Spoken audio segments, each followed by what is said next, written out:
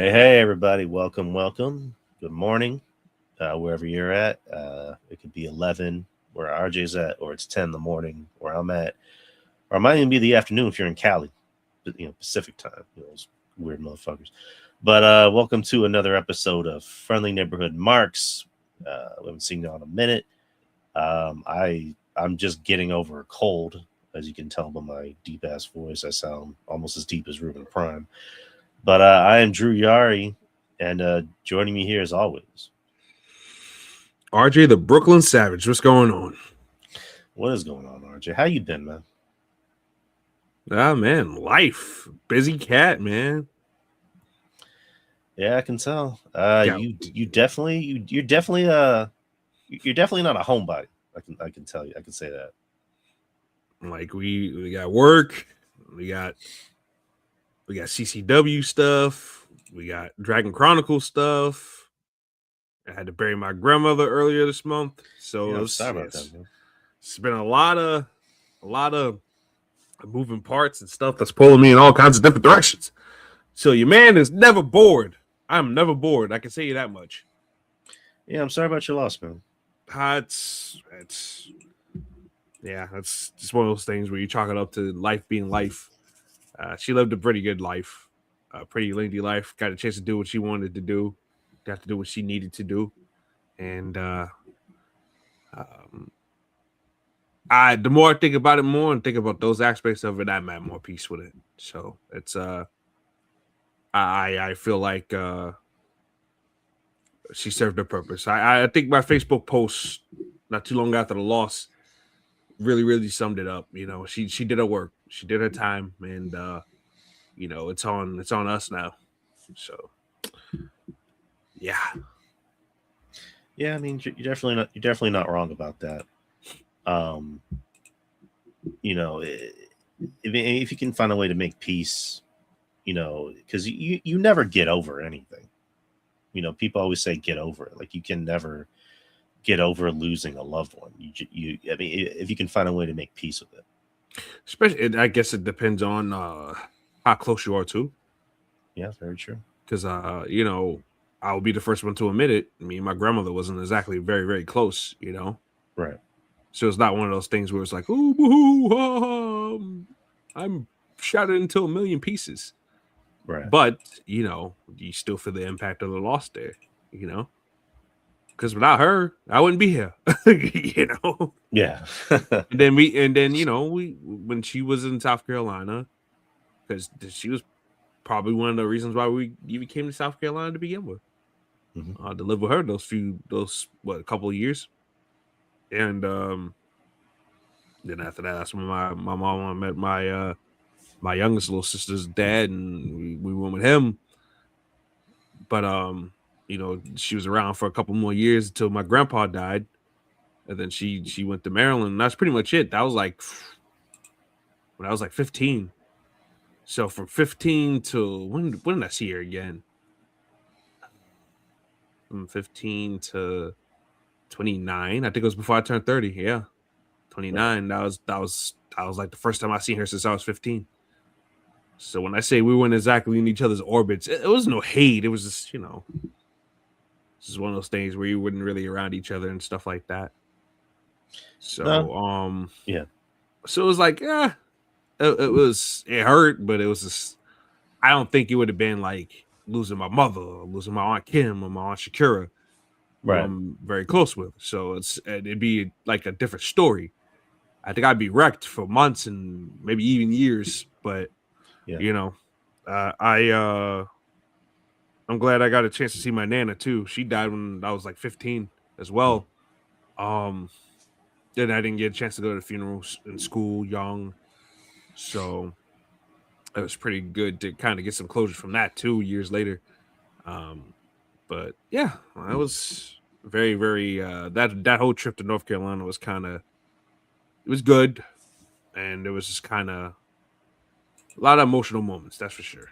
So I can definitely see where you're coming from, where it's just like, I've lost some family members over the years, and yeah, there is that feeling of like, well, that's sad. you know, it's still sad losing somebody you're related to. You know, knock on wood, you know, I'm glad I still have my parents in my life. I think the only like big loss I've ever really had was you know, Kevin. You know, Yeah.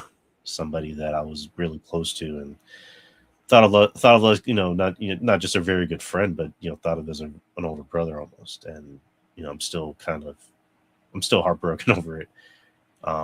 And just recently we had his year anniversary thing, which that was John did it. And it was fun. It was, you know, fun having people just come on and just talk about how much Kevin meant to them.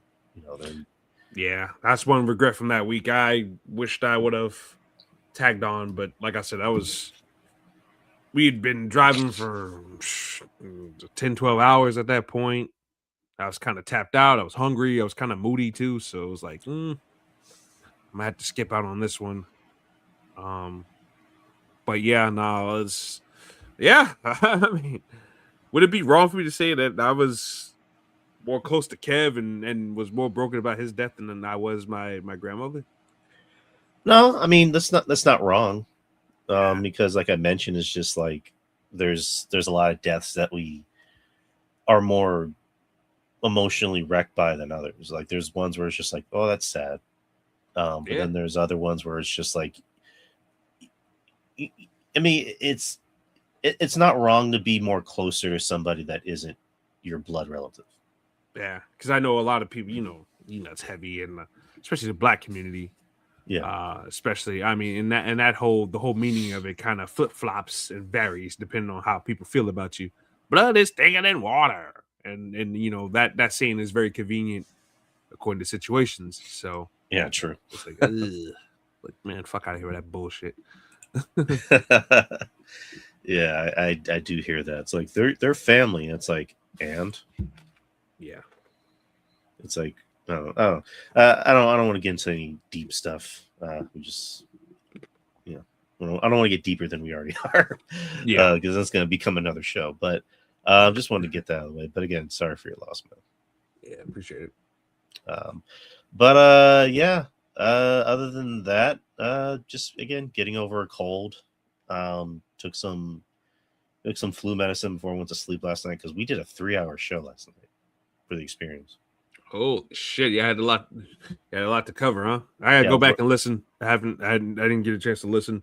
Yeah, with WrestleMania, because like it's funny because I originally thought, hey, how's about we just cover both nights? How's about we do, or like what I mean is like let's do a PLE post show for both nights since it's 2 nights, and then Wednesday we can just save for like the after effect and blah blah blah.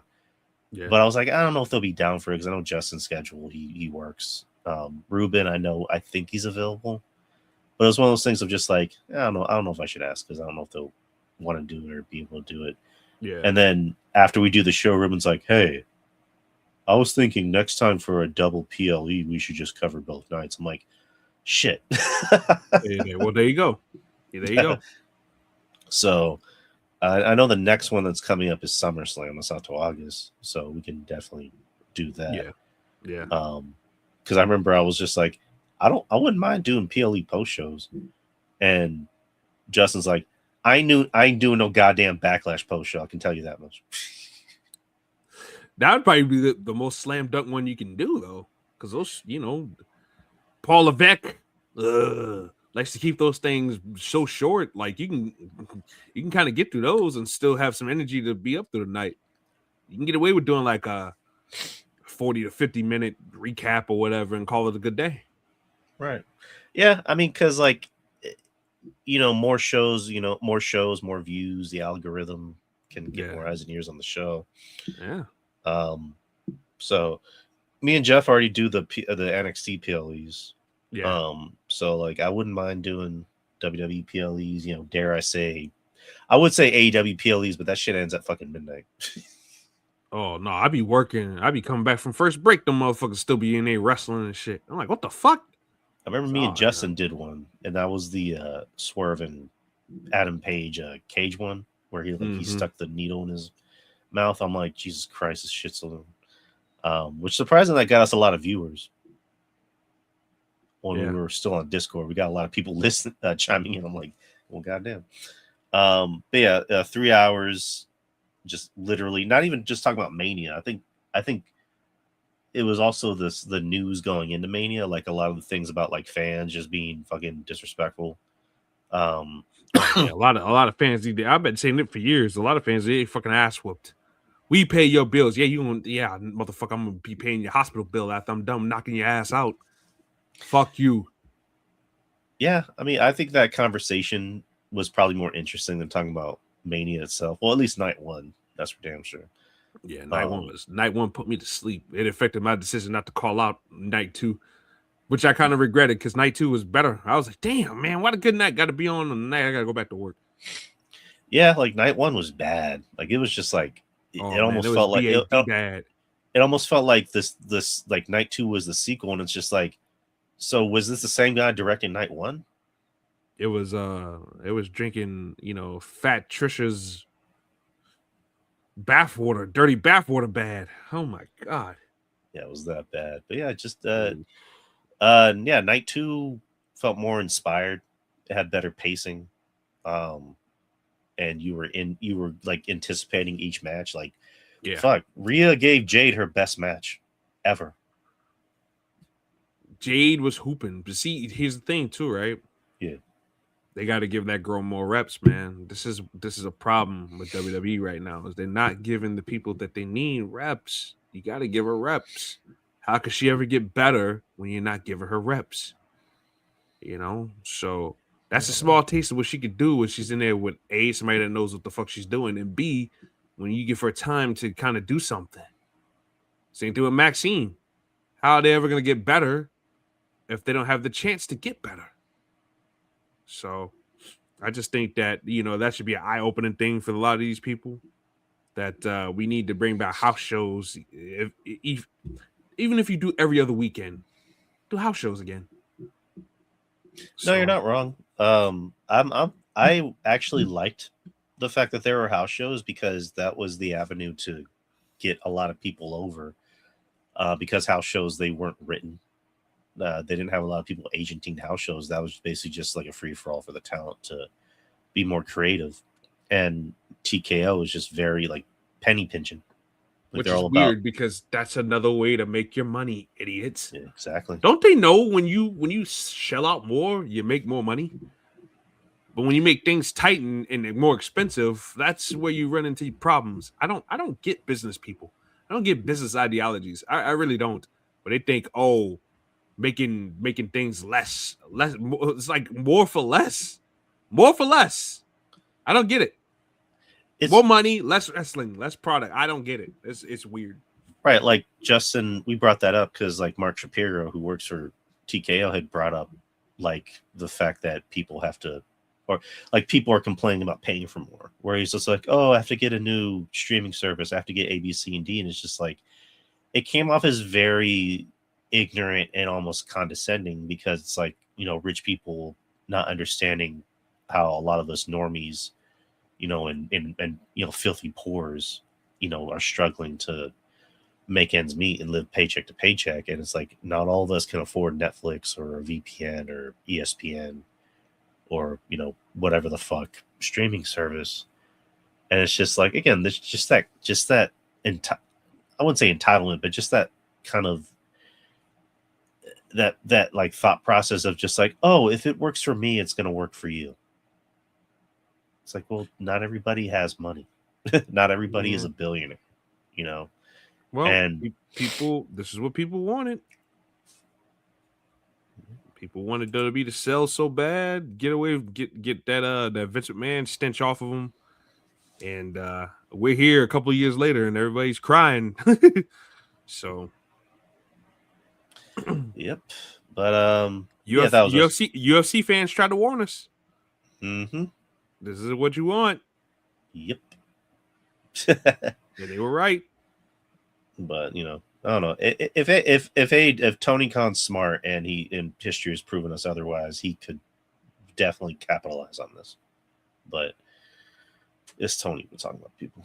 But nonetheless, that was a again, 3 hours. We weren't planning on it to be 3 hours, but it was 3 hours. It's already up on the YouTube channel. It's actually I talked about this with you, of course, and the guys. So new episodes will be out on Spotify, audio portion, of course. On Spotify for creators, I was able to claim all the shows. I actually had to make a new spot for Lunches with Punches I do with Joe Punches. And I was able to revert the host from Spreaker to Spotify. So that way I can upload new episodes for the ones that are already ongoing.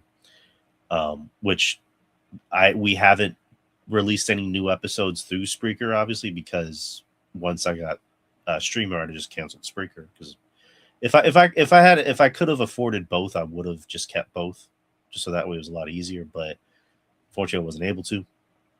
So I'm just releasing the new episodes on Spotify with the already established episodes. So the WrestleMania episode is already up on Spotify. If you guys are still listening to podcasts, which people still do, so gonna do it for the other shows, of course, with this one, Metal Draft Hoops and Lunches with Punches. So check that out, people. All right, so let's start it off. Let's start off with something fresh.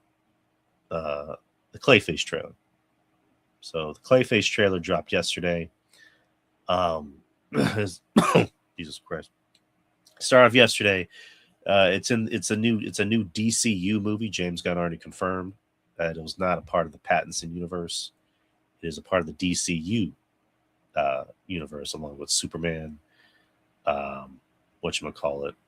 Creature Commandos, and he confirmed, I believe, on Threads or Instagram that it takes place before Superman. So it is a body horror movie. It's essentially like The Substance, but in Gotham. Yeah. It is the Matt Hagen? Clayface. Is it Matt Hagen? I believe it's Matt Hagen, because they put out promotional work where they showed his character on a magazine going, Matt Hagen is the next rising star in Hollywood. So I think it's Matt Hagen. It starts off just really just creepy and disturbing, where it's just showing him on a hospital bed with that with a cast on his face, and the eyes are just staring directly at you, and it's just cutting away to like different instances in his life where obviously his face got fucked up by the mob, because it's Gotham. So at the end of the day, the mob's always going to be involved in Gotham in some way. Mm-hmm. And then it's showing like the clay stuff being made. The one part that I kind of marked out for was like it's showing the silhouette of like his hand turning into like a giant mace, like in the cartoon. I thought that was fucking dope. This is supposed to be based off of the Batman the Animated Series episode about Clayface. Yeah. Supposed to be. Basil Carlo. There you go. With the great Ron Perlman. I'm down for this. This is going to come out in October, the week before Halloween, as it should be. I think it was supposed to come out in September, but they were smart. It's like, you know what? We want to make money. We want this shit to. We don't just want to appeal to comic book fans. We want to appeal to horror fans. So we're going to put this out the week before fucking Halloween, which is fucking smart. Very smart. Which we said Marvel should have done with Marvel Zombies. Like, release that shit on the week of Halloween, dude. Exactly. It was a missed opportunity. But DCU, they know the game. James Gunn knows the game.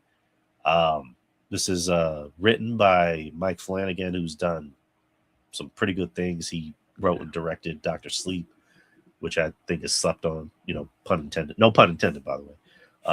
The sequel to The Shining. And that's a movie. I was like, I wish more people saw that, because that's fucking good.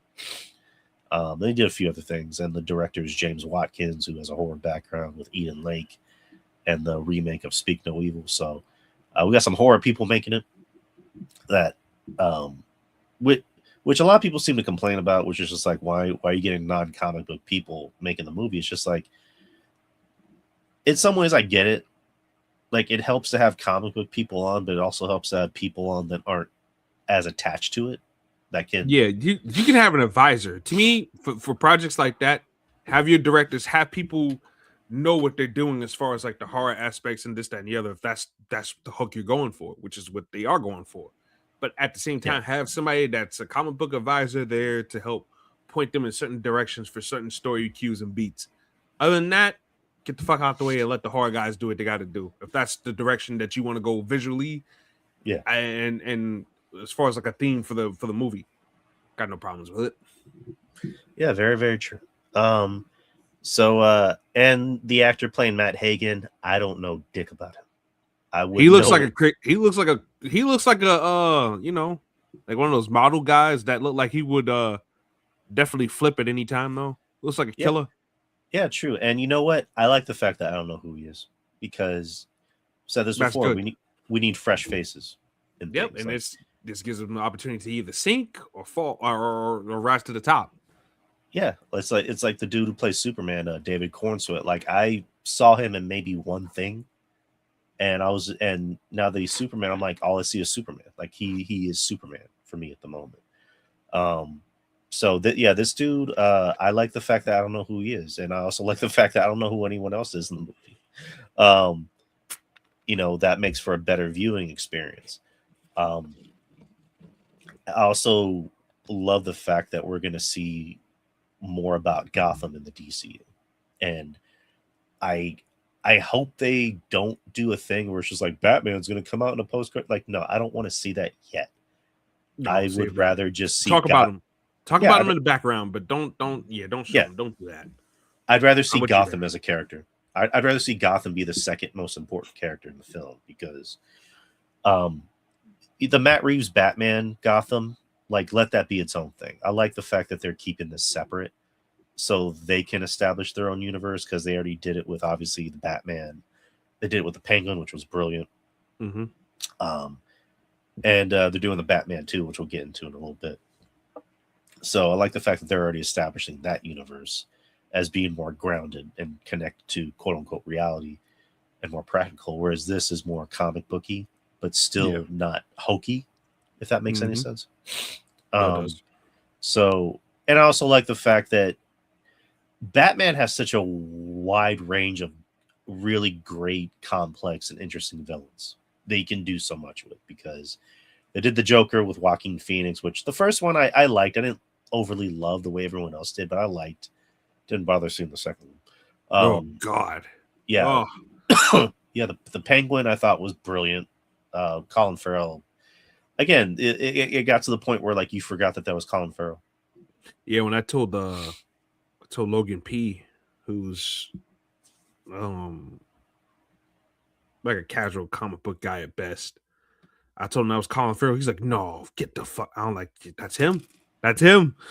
He's like, dude, no way. I'm like, yeah, man. I said, watch that shit, man. Watch it. He watched it. He texted me. He goes, holy shit. Said, Colin Farrell's doing a great job as the Penguin, bro. I can't wait to see him in the movies. So I know, man. He did a really great job, man. He really does. You wouldn't even know it was him. Yeah, like when that's how good an actor is when they can get lost in a role. Because Colin Farrell, I've been watching him for a while. He has these eyes that you can tell that's him. Like you can tell he's just trying to play a role. From and Bullseye, Penguin, from him playing Bullseye, from him playing the captain on SWAT. Yeah. And just a bunch of other different stuff he's done, yeah. Right. And then when he was Penguin, it's like I couldn't see his eyes. Like all I can hear and see is just Oswald. Not even Oswald, Oz. Cobb. Yeah.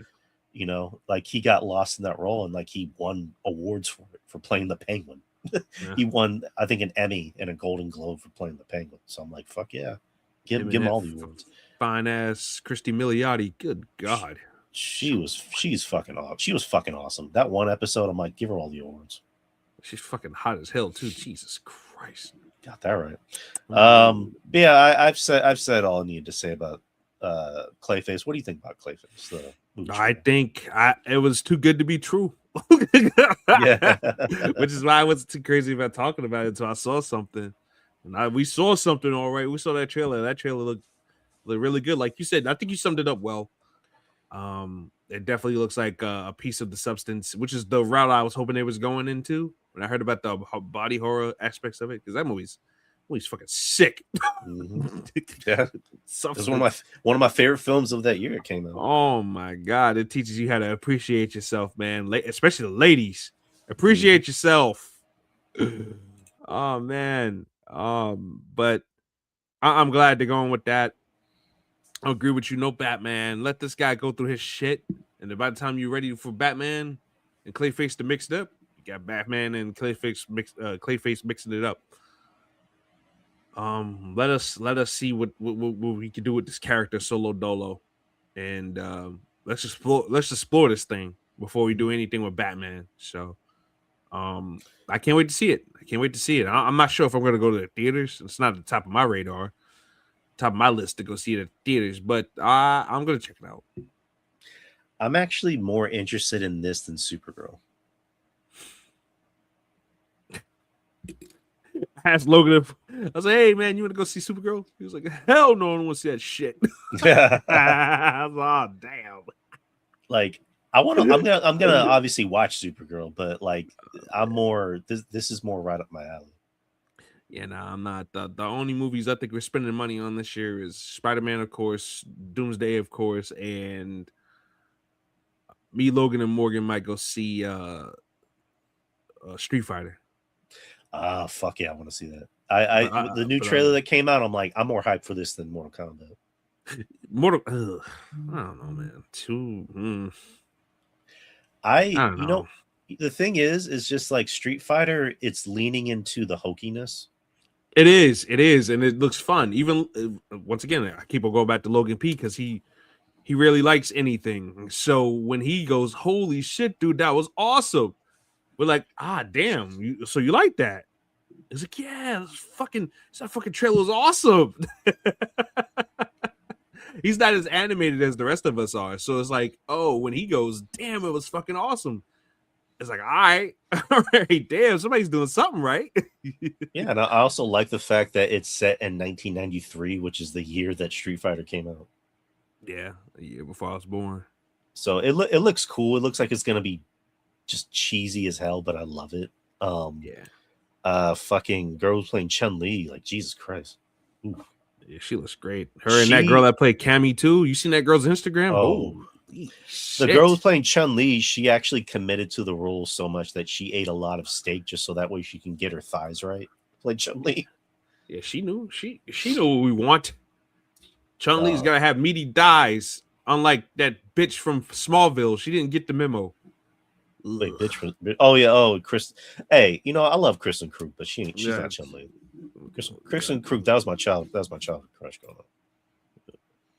I was tired of her on Smallville, and I was tired of her watching that horrible Street Fighter movie. I don't know. Nobody was good in that Street Fighter movie, so I don't think you can really say that she was just Moon Bloodgood looked really fucking good. But there's a reason why Moon Bloodgood hadn't had a movie since. Jeez. Chris Klein, don't even get me started on him. His career was over after that too, I think. That was the last thing he was ever in. Looking like a bootleg version of Jason Lee. And then was it Neil McDonough playing fucking Bison? I mean, as long as there's always a villain role, he's always gonna have a role. Yeah, but he's like doing a freaking Irish accent as Bison. It's like, why? Yeah.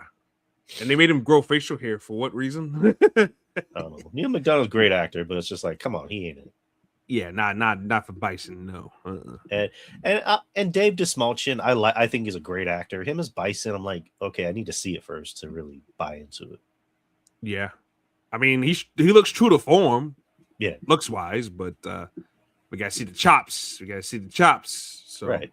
I mean, then again, Raul Julia wasn't exactly like a big guy either. He was kind of a skinny guy too, but he owned that role. Yeah. Like the cool thing is just like he took that role for his kids and he knew he was gonna die. Yeah, he was dying when he was filming that role, dude. And he was like a classically, theater trained actor. And I like the idea of him just reading that script and going, I know what movie this is. I know I'm gonna play this character. And he definitely ate up the scenery in that movie. Yeah, Street Fighter I'm definitely looking forward to. It looks like it's leaning into the goofiness. Mortal Kombat looks like it's taking itself way too seriously. Way too seriously, man. I don't And know about it, man. I don't yeah, know about it.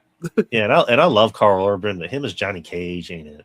Too old. He's too old. He's like 60 years old playing some Johnny Cage. When I think about Johnny Cage, he's supposed to be a young, arrogant, cocky motherfucker, not some washed up. Way to go for the washed up actor look. Because I mean, if that's what they're going for, maybe I could buy it. But it's just well, I like, think that's what they're doing. That's what they're doing in the movie. That he's a washed up actor. Okay. Well, I mean, I can, but to me, Carl Urban still. I don't know, man. To me, they should have done. I would have went with the Miz. I'm sorry, would have went with the Miz because at least the Miz, still looks young enough in the face and probably would have hammed it up in the role. I just get boring vibes from Carl Urban as Johnny Cage. Johnny Cage is supposed to be boring. He's supposed to be charismatic. I mean, Carl Urban can be charismatic, but him again, it's just one of those things of like good actor but wrong for the role. Yeah, that's what. I love The Boys. I loved him in Ragnarok. He's great. He's great playing rugged, guys. Dredd. Like that. Dredd, yeah, he was great. Dredd was awesome. Like that's a movie that slept on. I'm the law. Punishing time. Carl Urban, like he's one of those guys that if you were younger, he could definitely pull off being Wolverine. Yeah, or Batman. I can see it. Like those are two big roles for him. Yeah, like if he was younger. But yeah, again, just I'm obviously gonna watch both because Mortal Kombat. I grew up on that shit. The movie from the 90s, that's like the pinnacle of Mortal Kombat movies. Yeah, that sequel was awful. Too bad you will die. Whew. That was like an hour and a half. I can't get back. And then Jax, who just all of a sudden is just everyone's a different actor because nobody wanted to come back to that shit. Oh, that guy was a horrible actor. He's like, you look good in mud. That guy was a horrible actor. I don't think we ever saw him working in Hollywood again after that. No. And then fucking Makad Brooks looking like Steve Harvey with muscles. So very sad. And I like Makad Brooks, but what? Come on, dude. What are you doing? He's a good actor. He's a very good actor. Him and Jax, I don't know about it though. I'm so used to Jax being muscle bound, I mean, he is muscle bound. He's jacked as fuck. But nah, I mean, you know what I mean, like cartoonishly jacked. Well, I mean, I know nobody realistically could be that jacked, but I'm just saying. Yeah, exactly. But the one thing that killed that movie for me is just like, what was the whole thing with Lee? Why is he a character? Why do I care? Why should we need to see this from the eyes of a human being who has no powers? But it turns out he does have powers. So it was like, that's all. I could be a fighter. You could be a fighter. That's what I took from it. Jeez. And I just like, well, whatever. I don't want to put myself in their shoes, but okay, whatever. We'll see. Again, it comes out next month. So unleash the fighter in you, Drew. Unleash the fighter in you. I'd rather not. Anyways, I am. So where are we at? Since we're already on Batman, we're gonna switch over to Batman. Dose. Sure. So Joker, some casting news. Beat your ass, Joker. You might get away, but I forgot how Pattinson even sounds like the Joker. Even sounds like Batman. I gotta watch his Batman again. I've only seen it twice in 4 years, and my opinion still hasn't changed on it. Very good. The last act I wasn't jazzed about.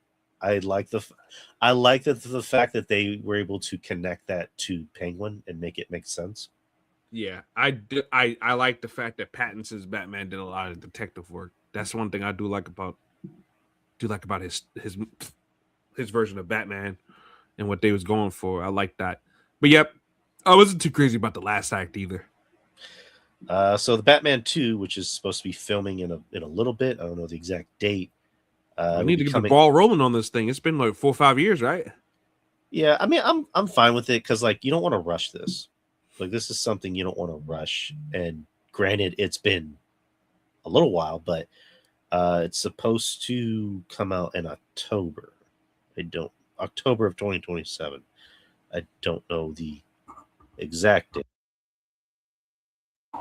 But anywho, it looks like it's going to be the first. Okay, there. So casting news. So obviously Matt Reeves is coming back, which you already know. He'll be writing it as well. I think he'll be a co-writer. And we do know one person that's not returning. That is Zoe Kravitz. Okay, I can see why. Maybe they don't just want to what's the word? Saturate the movie too much with too many characters.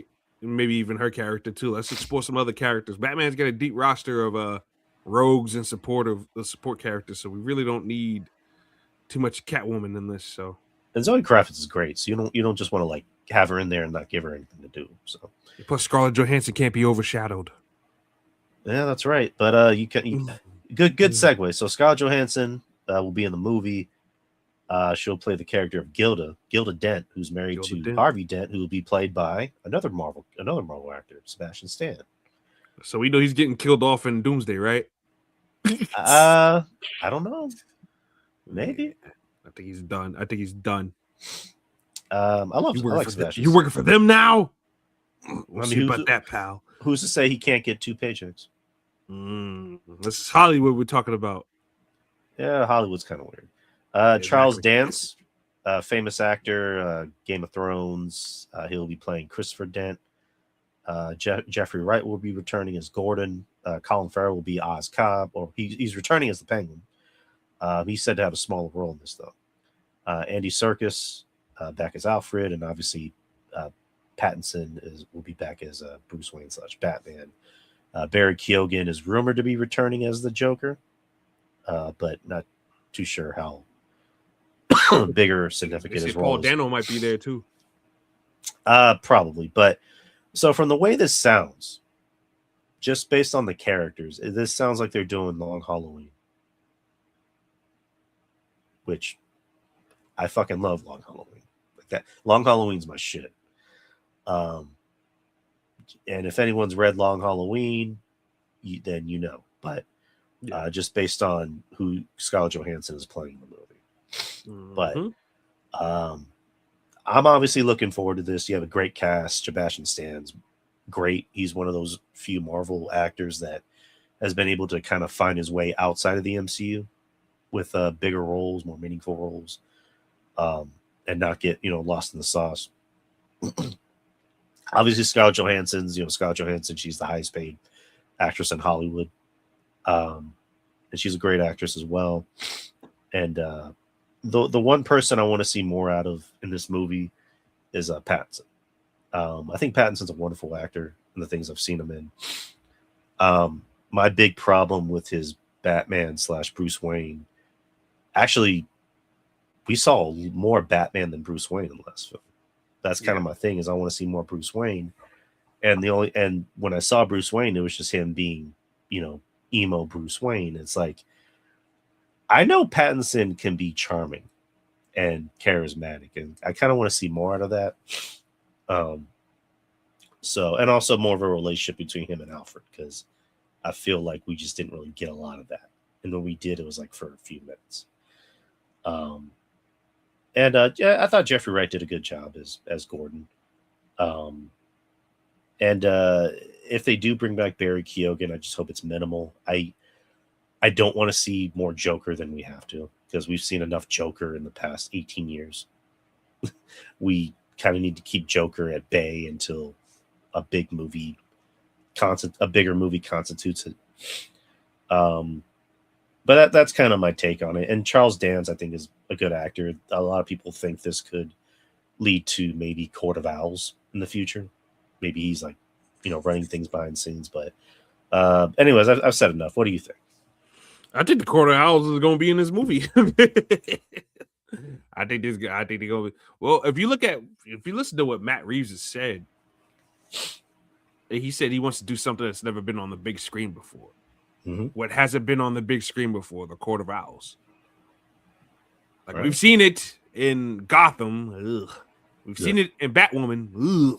Ugh. We've seen it in Gotham Knights, the game. Ugh. Although I did like the twist of it being the uncle. I'm blanking on his name right now, Mr. Kane. I did like him. That was pretty good, but I want to forget that game entirely. But we haven't seen it on the big screen yet. I mean, from Nicholson's or not Nicholson's, but from the early Batmans, from the Keaton Kilmer and George Clooney. That whole swing, we never got a chance to see the Court of Owls. Oh boy. Bale, they never did it with Bales. And Ben Affleck never really got a chance. So I think the Court of Owls is going to be in this movie somehow, some way. I think we're going to dig deep into that mystery of the Waynes' past. Mm-hmm. And I think, along with what you said too, I think it's going to be a crazy mashup amalgamation of the Long Halloween and the Court of Owls. We're going to see that because you don't have Gilda Dent in the movie without tapping into that Long Halloween stuff. How do you feel about Sebastian Stan as Two-Face?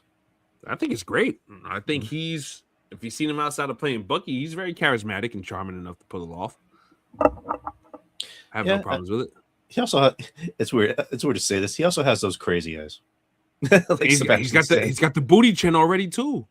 Yeah, like he can definitely play that role of just like, this guy seems like he's pretty cool, but he seems like he'll go off on you in a second. And I just hope he doesn't become Two-Face too quickly though. That's my fear. I don't want them to rush it like they did with Dark Knight. Yeah. And the Dark Knight, I thought they were just gonna I became more coherent and more hip to certain things and what to look for in certain movies. I wanted them to at least just have him in the movie and let him cook, kind of like they did for some of the others over time through Batman Begins to Dark Knight. But they fucking rushed it, man. They fucking rushed the Two-Face shit, man. That was tight. And then they killed him off in the end. That made me even more tighter. Yeah, that was a very underwhelming death. It was, because he didn't fall that long. He didn't fall that far. Yeah, this motherfucker's not dead. Or wait a minute, he's dead. What? No. What? He's dead. It's like his neck is broken. I'm like, I don't know. I'm not good at math. I don't know shit about shit. But I don't think he fell that far. Like a few feet. I would have thought Batman, I don't know, would have found a way to not kill him. Because Batman's whole thing is like, we don't kill. I only have one rule. Well, tonight you're gonna break it, and he did, in more ways than one. Oh man, Batman was in for a real treat, Buster. Shit, somewhere Joker's in Arkham Asylum. Ha, bitch. Anyways, but no, I think Sebastian Stan's gonna be great. Scarlet, I think, is gonna be great. I'm looking forward to this movie when it comes out. I don't really have too much to say about it until I see a teaser, and obviously until the movie comes out. So we got a long ways to go. And sticking with the DC thing, so Superman casting news. They already started filming just recently. They're filming at a prison, at an actual prison, by the way, for Lex Luthor's scenes. They just brought in two new actors, or I guess some new additions that weren't in the previous movie. So Adria Arjona will be in Superman, Man of Tomorrow. She will play Maxima, who I don't know shit about that character. Are you familiar with who Maxima is? No. Okay. I will be the first one to admit to you and everybody else, I'm not even gonna fake the funk. I don't read a lot of Supergirl comic books. Supergirl is a supporting character on the side. That's fine. No, she's a Superman. Supergirl, I really don't. Oh, you said Superman. Yeah. At least a Supergirl for a sec. No, I'm not familiar with that. Yeah, I don't read a lot of Superman comics either. So once again, I ain't gonna lie to you. Because I remember the only villains I know from Superman, Lex Luthor, Brainiac, and Bizarro. And Darkseid. And Darkseid, yeah. Darkseid. Yeah, everyone thought she was. What you call it? Doomsday. Okay. Yeah, everybody thought she was gonna be Wonder Woman, but then it was confirmed she's Maxima. So Maxima is a powerful alien empress from the planet Almorak in the DC universe, known for her superhuman strength, telekinesis, and telepathy, and her initial obsession with marrying Superman as the only worthy mate. She evolved from a villain to a hero, joining teams like the Justice League and later becoming a more complex character with her motivations, sometimes even becoming an ally to Superman and Supergirl. Her powers include flight, energy, projection, blah, blah, blah, blah. Yeah, okay. So So Blah, blah, blah. she wants Superman at the end of the day. She wants to mate with Superman. Oh shit! She wants to knock the boots. Yeah. Oh, wait a minute now, shucky. Come on, man. She's gonna have to go through Lois for that. Hey, you want to know? You want to know an interesting tidbit? You know who played her in the Arrowverse? Who? Give it a good guess. It's somebody you would least expect to play this. I don't know, man. You really don't know? No. You're not even gonna take not one stab at it? Not one stab? No. The actress, or lack thereof, that played Maxima in the Arrowverse is none other than Eve Torres. Oh, what? I remember she came out in Supergirl. Yeah. I remember that because I remember Wrestling Soup brought it up. Like they randomly brought it up on the show. I'm like, oh, okay, cool. But I couldn't get through Supergirl. I got through maybe like half a season. I ain't even try. I ain't watching that. And it's like, hey, Jimmy, remember Jimmy Olsen, who was Superman's pal, who was this kind of small, freckly faced white kid? Yeah, let's turn him into this sexy, muscly black guy. Bald-headed black guy. Oh man. Who may or may not have been piping Supergirl. Probably. And then the Superman movie, it's like, hey, let's have him go back to being a small, kind of goofy looking white kid. Yeah. Who somehow kind of stole the show in many ways. Who somehow lays pipe. Yeah, there you go. Who's able to get Lex Luthor's ex-girlfriend, who I'm assuming, if they go by the comics or the cartoons, who's probably gonna end up getting Supergirl. So but yeah, anyways, other casting news for Superman Man of Tomorrow. Andre Royal joins the cast of Superman Man of Tomorrow. It's not said who he's playing. I know people were speculating that he could possibly be Martian Manhunter. Yeah. So, but yeah, his past includes The Wire and Empire. So, again, nothing has been disclosed as to who he's playing. But yeah, James Gunn, when he usually casts somebody, there's a good reason behind it, and he usually ends up being very, very good. So. But yeah, Superman Man of Tomorrow is already filming as we speak. And if you don't have anything else to add to the DC discussion, we're going to move on to Marvel. Do you have anything else to add? Nah. So what do you want to start? You want to start off with Daredevil, Punisher, or Doomsday? Let's start off with Punisher. I mean, Daredevil, since that's current. All right, so Daredevil Born Again, episode 6 just recently came out. We have 2 more to go. Yeah. In episode 6, we got to see our girl come back, Jessica Jones. Yeah. Who still looks nice. Very nice. Yeah, that lady does not age. She does not age.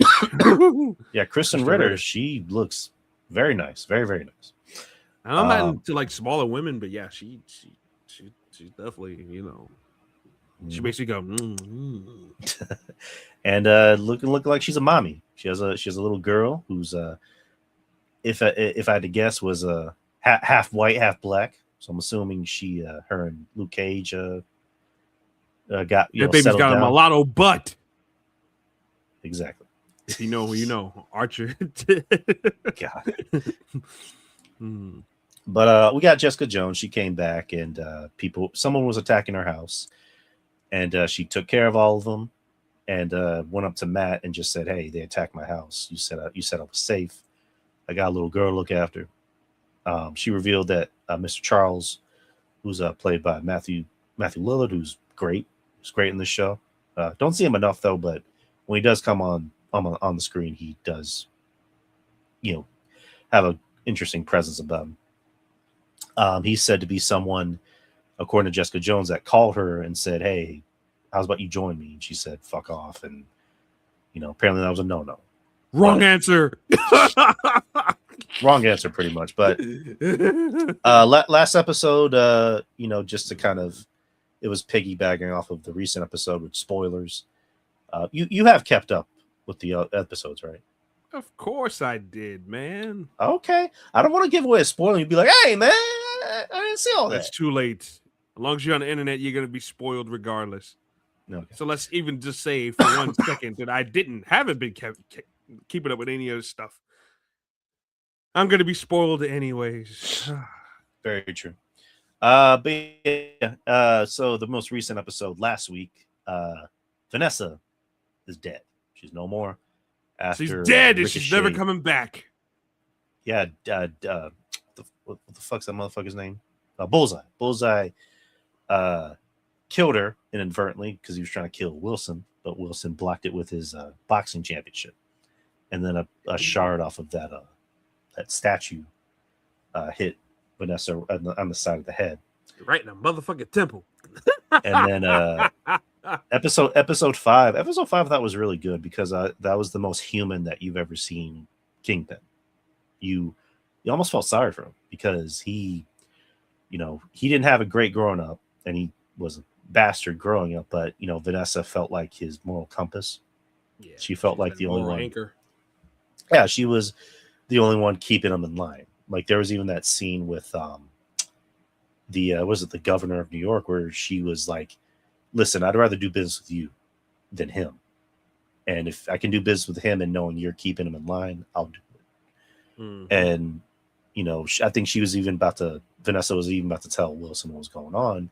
And Wilson was like, you shouldn't be here. Like you need to leave. And then that's when everything happens. So episode 5 came up and it was just recounting everything that happened pretty much 12 years ago on the original Daredevil on Netflix, which, they brought back our boy, was it Eldon Henson? Yeah, the Bash brother. Yeah, Foggy, who they were able to not even de-age him; he still looks young. Yeah, the only one who had to have de-aging, or not really de-aging, but was Charlie Cox because he had the wig on, which I'm like, okay, that's clear. That's a wig. Like that's clear as day a fucking wig. But that episode was more. The fuck is this? Spam call. That episode was more centered around, Wilson, Vanessa, and also Foggy, and it was less about Matt. It was more about showing the kind of person that Foggy was, and showing who Wilson was before he met Vanessa, because he originally, like, his whole thing was like he hated art. He thought art was pretentious, and then he sees Vanessa. And he's like, all right, wait a minute. Maybe I'm gonna change my tune. Yeah, it was one of those yin yang episodes where it was like, one guy showing humanity, one guy that didn't, until you see the same sides of certain people. So yeah, no, I thought that was a good episode as far as like, especially for like a more of a talky talk episode. Like, right. I thought it was really good because it showed Matt learning a lesson from Foggy in the flashback, just to help everybody. Help make sure everybody's good, not just people that you like or dislike. Matt felt like Foggy shouldn't give a damn about the client, but showing that mercy. Whereas you flash over to the Kingpin back in 2015, he didn't show no mercy. But then he met somebody in his life that helped. Well, I mean, he still didn't show no mercy, but made him just a little tender, as tender as he can get. Yeah. And showing the importance of both relationships as well, and also Buck Cashman getting the baton passed to him by Wesley. Yeah, like whenever they do stuff like that, where it's just like, these guys have been around the whole time. I'm like, yeah, sure they have. It's like with fucking Jake Gyllenhaal, where he's like, I used to work for Stark Industries. I'm like, no, you didn't. Like, shut up. I've never seen your goofy ass anywhere. What? Like where? The scene where Tony calls. He's behind the scenes, around the corner. Yeah, I didn't like that. Where he's just like, barf. I'm like, oh, shut up. Stop.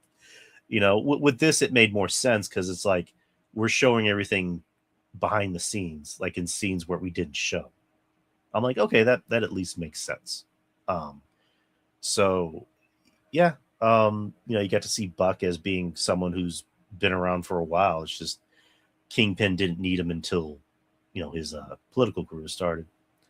And that's another thing I really like about the show is that it's not just centered around Matt and Wilson. It's centered around everybody else.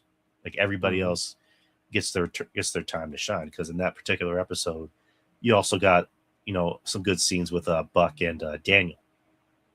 What the fuck's his name? Gandolfini's kid. Like him was having a hard time wrapping my mind around, because I'm like, I can't tell if he's a good actor or if it's just nepotism.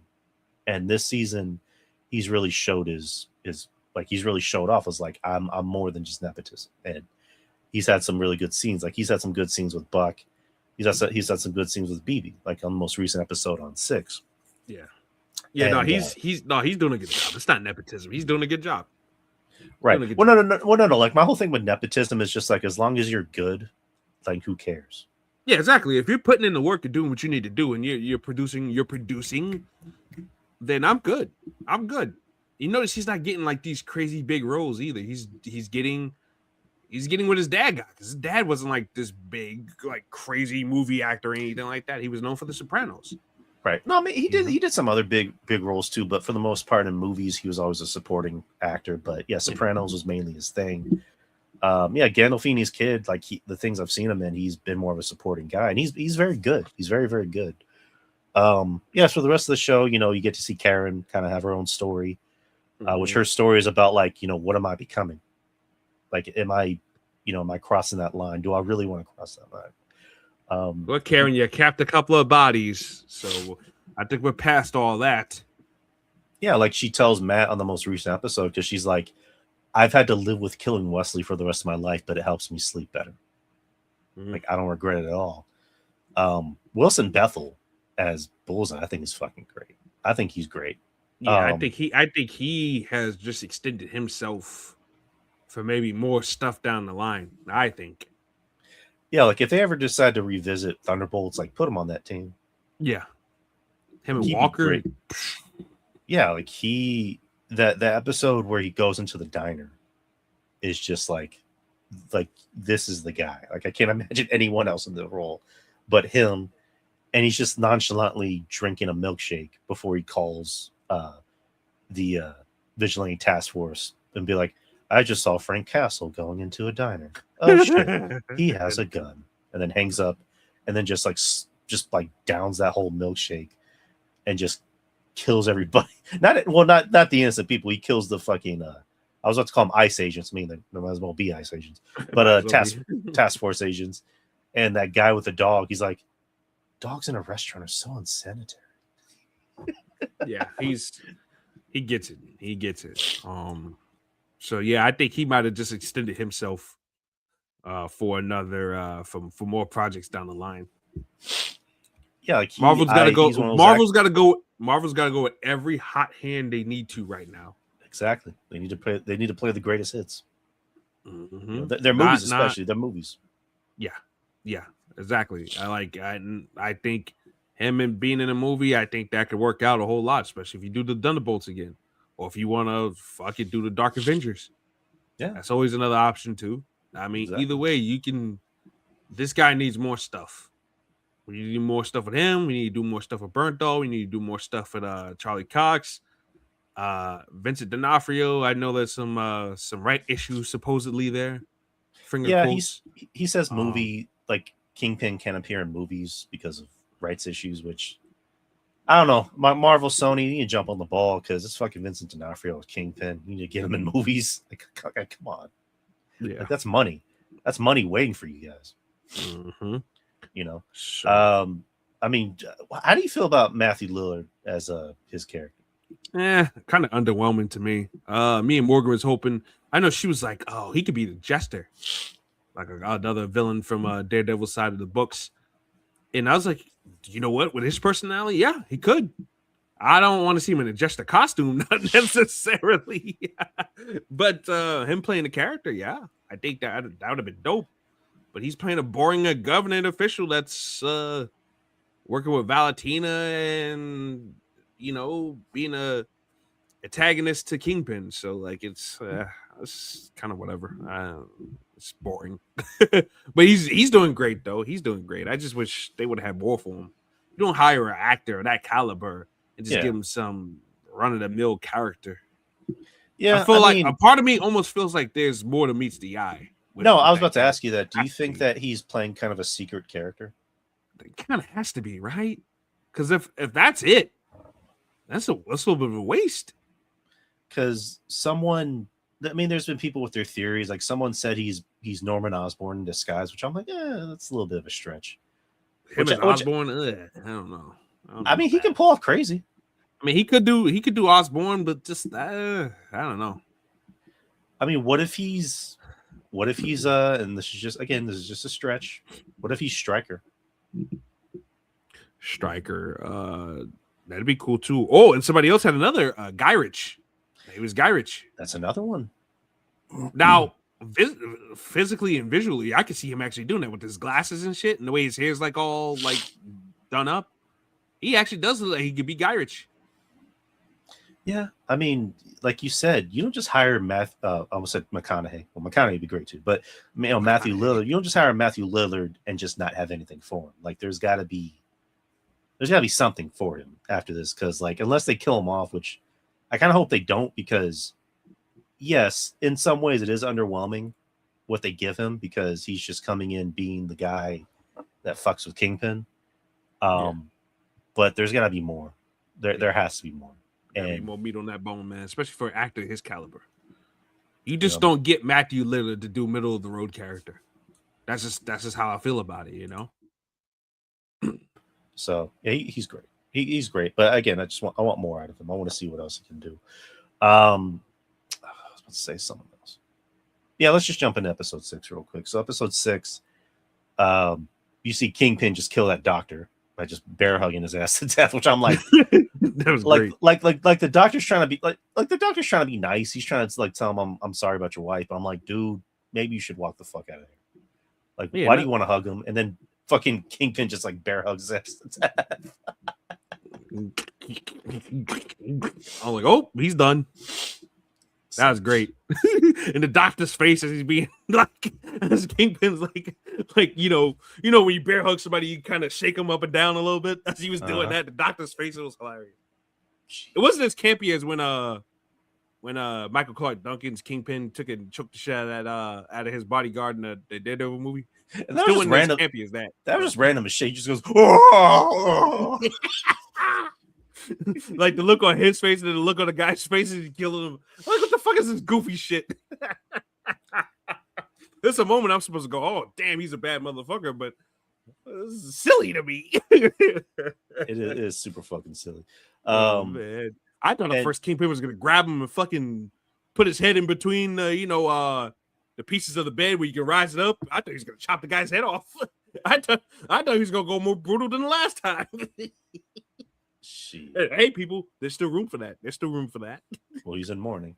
And then Kingpin, he just killed somebody. I'm grieving. Leave me alone. Buck, bring me my next doctor to kill. Yes, sir. Yes. But and then we talk about Jessica Jones, who apparently she's losing her powers. Like it comes and goes ever since she had her kid. That half black baby did a number on her. Exactly. And I don't know where Luke Cage is at. Apparently, someone said Luke Cage is off doing something for Mr. Charles. Yeah, that's what it seems like. I mean, the way Jessica Jones is talking and the way they avoided saying his name. So yeah, you kind of put 2 and 2 together, and come up with that conclusion. Which I guess we can just jump into that already. So Mike Coulter pretty much spoiled what's possibly going to happen at the end of this season, and also what's going to happen next season, or what could also happen in Brand New Day. So he's returning. Mike Coulter as Luke Cage. Mm-hmm. Finn Jones will be returning as Iron Fist, and based off of the photos, it looks like possibly Matt is going to be in prison. Yeah, he's totally in prison. But it lines up with our theories of the Brand New Day trailer that we talked about the last episode. Yeah, very true. That maybe Why is the Peter's hand? Why is the hand in prison? Besides getting Gorgon out, what are yeah, they hiding in the prison? You know, maybe Peter busts him out or wants to bust him out, and Matt's like, no, I deserve to be here. Like I broke the law. It's about justice. Um, and maybe a certain man of iron dons the Daredevil suit and breaks Matt out of prison anyway. So, you know what? I'm gonna say this, and I've told you this before. I was an Iron Fist apologist. I didn't think you I were. didn't think the first season was that bad. I thought it was generic. That was very vanilla. There was a Yeah, lot of and meat to the I didn't bones. think it was terrible either. I just thought it was. I thought it was just run of the mill, paint by numbers type shit. I didn't think it was anything that really grabbed you. Right. And then the second season was like much, much, much better. Mm-hmm. I think that's like the first time that's happened where the first season is universally panned and the second season ends up being like 1,000 times better. So I'm happy for Finn Jones that he gets to come back and, get another crack at the character. This can be like his Andrew Garfield. That poor guy was crying, man. Please give me a shot. Give me another chance. No, like he actually legit wanted to come back. Like there's people that said that they knew him and he's like, a huge, like he got into the Iron Fist comics. Like he was like, he ended up becoming almost like this expert in Iron Fist comics. So I'm happy he gets to come back. He gets to have his Andrew Garfield moment. I'm obviously happy that Mike Coulter gets to come back. I like the Luke Cage show. Even though it's a little bit too violent than what I remember Luke Cage is supposed to be. Yeah, way too violent. Luke Cage is supposed to be like, he wasn't supposed to be that dark. No. But Mike Coulter, I think, pulls it off. He's women getting shot in the face. I'm like, oh God. Yeah, he's a great actor. He is in shape, obviously. The guy hasn't aged, so that's a good thing. I kind of was on the fence about him being Luke Cage. I thought Luke Cage should have been somebody a little younger. To me, he kind of looks too mature. Like he looks like a 40-year-old that won't age after 40. It's got that Bobby Lashley effect to him, once they hit 40, they just don't age. But they look like grown ass men, I never thought about that until now. Bobby Lashley doesn't age. Bobby Lashley don't age. It's like he turned 40 or whatever when he was in TNA still the last time. And that motherfucker hadn't aged since. Jesus Christ, man. He got them good genes. In fact, he doesn't age. He got better with age. Genes. Damn good genes, man. Holy shit. Yeah, because when he was younger, first starting on WWE, he had like this big body but a small head. And then he got more head than he got body. Gee. And then over the years, like he just morphed into like this fucking super Negro. I can't say it. Yeah, man, he morphed into the super Negro. And it worked out for his career. Shit, I can't. You know what Justin did to me? Like Justin, we were talking about Javon Evans, and he goes, Javon Evans a YN. Drew, what is a YN? I go, I know what it is. I just can't fucking say it. He goes, exactly. Don't fucking say it. Don't get us canceled. Oh man. Well, I'm gonna get canceled. Yeah, it's just like Justin last night was like dropping, I think, the N-word, like the soft, GA N-word. I'm just like, okay. I'm just gonna stand there and not say anything. As long as he's in the camera view, he's good. He'll be fine. It's like it wasn't me, it was him. As long as my profile is in my profile pictures in my visible, which it is, I'm good to go. Yeah, I got that right. But yeah, Daredevil Born Again. Again, episode 6 came out. There's 2 more. Yeah. Any deep predictions for the next 2 episodes? I need that motherfucker from. I almost said Ice. I mean, I'm just gonna say Ice. Fuck him. I need that motherfucker from Ice North to get, or not North, Powell. I need that motherfucker to get caved. I need someone to cave his skull. Fuck that dude. Powell. I think Cole's gonna have a baby first turn. I think they're gonna wind up killing each other. Yeah, he kind of did that in the last episode where Powell kills that dude that was working killed the with other guy.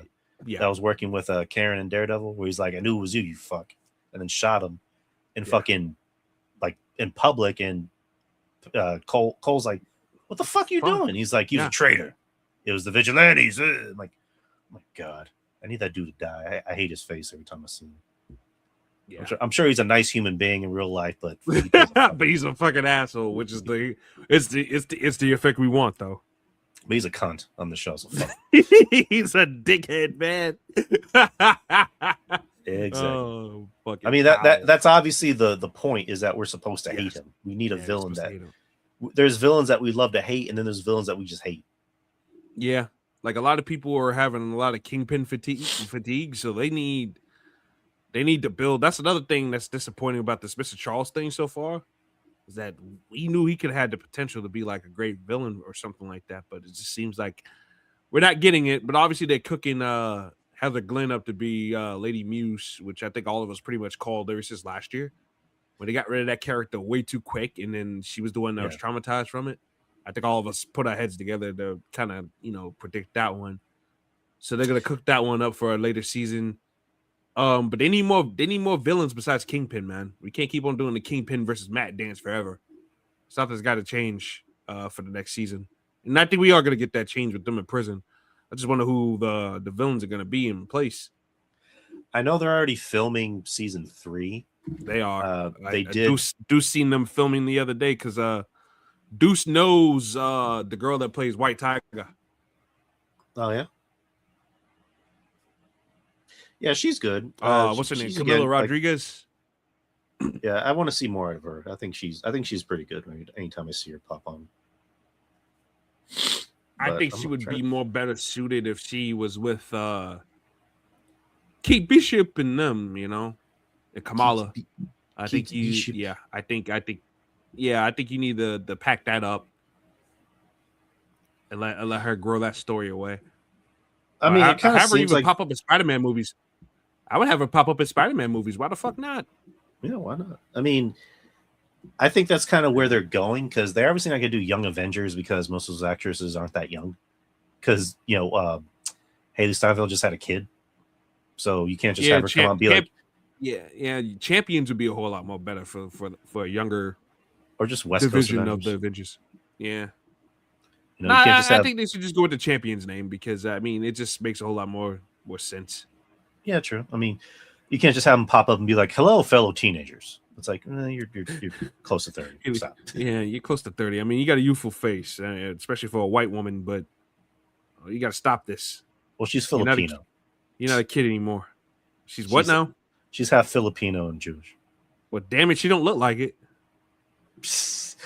That's how she gets these roles. She put the Jew in jujitsu.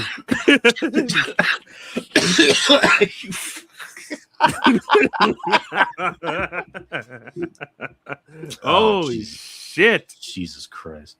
Hey, but you know what? She earns a keep. So I'm not, I'm not mad at the 29-year-old that's married to Josh Allen of the Buffalo Bills. Are you a Bills fan or a Giants fan? No, I'm a Giants fan. But don't get me tight. Don't get me tight. If the Bills doing well, the Giants are out. I root for them. I'm not a hater. Like most people, I can't do this. I can't do that. I can never cheer for the Jets. I'm like, but if New York's getting a championship at the end of the day, even though it ain't my team, I'm gonna at least be somewhat happy because New York's getting a parade at the end of the day. What's there to be mad at? No, true, very true. Obviously we're a Spurs city over here, so every other team, like you can, if you mentioned Houston around Justin, he's gonna cut a promo on you. Yeah, he's gonna flip out. He's like, "Fuck Houston, fuck those cunts, fuck the Astros, fucking cheaters, and the fucking Texans." The Texans, oh good lord. Texans, I forget they're a team half of the time. I don't even know why they're a team. Houston hadn't had any success since fucking the Houston Comets, and that was back in the late 90s, early 2000s. Well, I'm talking about like with Houston. I mean, I'm not Houston, NFL. I mean, like there's certain cities where I'm like, why do they need a team? Why does LA need 2 sports teams?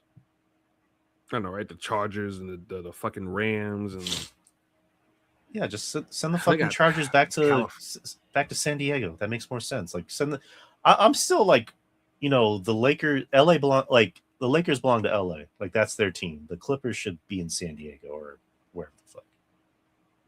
Yeah, I agree with that. But yeah, your Knicks aren't looking too bad. That's why we gotta get rid of the fucking Nets too. Send them back to New Jersey. Nobody's cared about the Nets since they left New Jersey. He ain't go back to New Jersey. Get them up out of here. Yeah, that's Yeah, like, the Knicks. We got some cleaning up to do, but all right. We just gotta be better. We can't let what happened the other night happen again. So we just gotta tighten up, and yeah, I think we got something. Wemby, man, you gotta make sure he right. the last I heard That was scary. Yeah, that was scary. Like they kept showing the replay over and over again. I'm like, please stop showing this. And his head bounced off that floor like a goddamn ball itself. It was what scared scary. Me more is when he hit the floor initially, and you just like you don't see him move. Yeah, and then basically what I heard recently was he was able to participate in what the fuck is it called? Short drills. Short drills. Yeah, for why am I forgetting things today? What the thing you get, concussion. There you go. Concussion. He was able to participate in concussion drills, like light practice work and shit. And luckily, he didn't get any like injuries to his like jaw or his face, so that's a good thing. And there's a possibility that he could fly out with the team tonight to Portland. It's just, is he going to be ready for Friday? Which, if I had to guess, I don't know if I think they might just not play him on Friday. If I had to guess, let him rest, because just one slight wrong movement can re-aggravate that concussion. Yeah, exactly. Like I'd rather have a healthy Wemby. Like that's our guy. Y'all need a healthy Wemby. Exactly. Y'all don't want Portland to take you down again. I'd rather have y'all try to if I'm a Spurs fan, I'd rather the team just work with what they got, rotate some pieces around, try to figure something out. Exactly. And come up with a game plan to take Portland down. Then the rush Wemby back. Y'all try to feed him. He ain't doing what he needs to do. Oh, breaking news. He is indeed going to travel with the team. Oh, for real? Yeah. Shams just literally tweeted it. Good. Yeah, he's going to travel with the team, but it doesn't say that he's going to play or not. But I wouldn't let him play. I would be cautious about letting him if he's ready, if he's fully ready, I would say play him. But if you know for a fact that he's not 100%, don't play him. Yeah, no. So, but I mean, the Spurs, they've proven they can win without Wemby. I think on Tuesday, that's a game they could have won.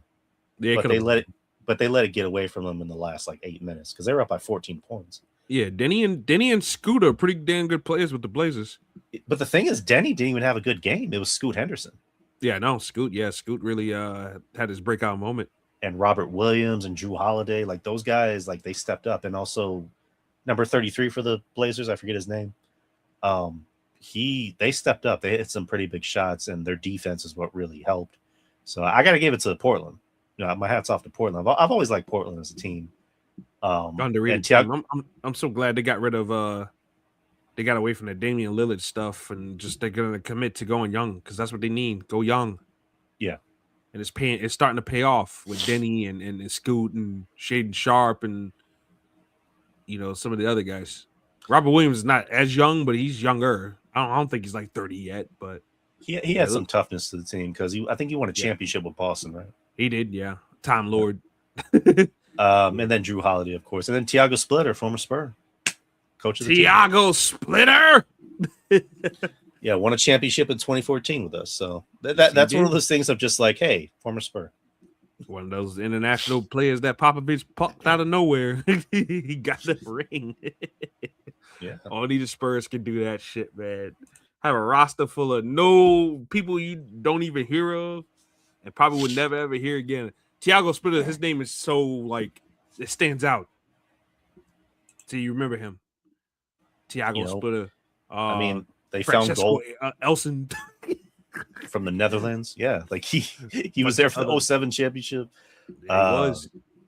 Obviously, Manu, who was like a second round pick that no one really thought much of, and now he's a Hall of Famer. Yeah. Tony Parker, again, another guy no one really gave a second look to. He was supposed to be drafted by Boston. Like he said, Boston told him, we're going to draft you. Like, right? We're going to give you a hat. And then they drafted someone else who only lasted a season. And then San Antonio obviously got him, and look what happened. Mm-hmm. So, all right. So, yeah, but hey, and that's good news that Wemby's traveling with the team. So we'll see what happens. But yeah, Daredevil, 2 more episodes. And then a week after that, we're going to jump into The Punisher, One Last Kill. Yeah. Which they released a trailer for that a few weeks ago. Mm-hmm. Which looks different. Kind of. I mean, I know it's different genres and different everything, but it kind of gave me the same feeling as like the Clayface trailer, where it's just like, I know this is supposed to be set in this universe, but this doesn't look like it. This looks like its own thing. It doesn't look like the Netflix show either. No, doesn't look like Daredevil Born Again. And this is supposed to be the same Punisher that jumps into Brand New Day, which John Bernthal was very adamant about. Like, I want to make sure this Punisher can walk on the Brand New Day and look like the same guy. So, well, John, you're not going to be shooting anybody in the face in this in my Spider-Man, my precious Spider-Man. Okay. Well, we don't do rated R Spider-Mans over here. All right. Yeah, I think he knows that. I just think it's more just about the personality in some ways. Don't you do that. Ruin my Spider-Man with senseless. You keep that shit over there in your world, motherfucker.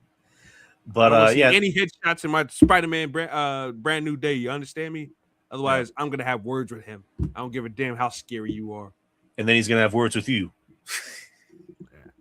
Well, Rock, what you gonna do to me, huh? You gonna fight me, huh? You little bitch. Yeah, motherfucker, I'm gonna fight you. Come on, let's do it. I ain't got nothing left to lose. hold on. I got one for that. Oh wait, I don't have one for that. Shit, never mind. I thought I had a sound effect for that. No. But yeah, anyways, this trailer it's gonna be a 1 hour special on Disney Plus. Yeah. It's gonna be the longest one they've done. Good. They need to do more. Do more of these. Yeah, exactly. I want to see more of these. I'm surprised there's not one yearly, but that's a good idea. With these lesser characters that you don't think is gonna make money in the box office, do a 1 hour thing, 1 hour special with these characters, all these properties you have. I think they were probably better off doing that with the Eternals and some of the other stuff that they tried. I think honestly, Falcon and the Winter Soldier could have been a one-shot special. Falcon and the Winter Soldier should have been a movie. Like that should have been Captain America 4. Yeah, in my opinion. I agree. Whatever, I agree. Yeah, not Brave New World. But I would love to see more of these specials with a lot of lesser known characters. There was talk about them doing a special about Nova, about Richard Rider. Yeah. Which wouldn't have been a bad idea. No, not a bad idea. So, but I think with that, you got to introduce him. You got to start that character off somewhere else because that is a pretty big character. Yeah, true. I think an hour is not maybe it could be. It depends on how they do it. Because you can introduce certain characters and flesh them out within an hour. It just depends on who they interact with as well. So it depends on how big you want to make the villain too. Because a lot of movies try to go, half and half. A lot of character development with the hero and the villain at the same time simultaneously. Some people could pull that off. Some people can't. We've seen plenty of movies that go like that. Like I kind of have a hot take. Because they're going to be doing the X-Men pretty soon. Yes. And the talk is that it's going to be the OG team, like good. Obviously, no Wolverine, please keep Wolverine away from these movies for the time being, and they should actually do a Wolverine series on Disney Plus, like showing everything he's been through with Japan, the Yakuza, the wars, depending on how old you want to make him. But I think that do a Wolverine series, and then leading up to like the final season is him meeting up with the X-Men.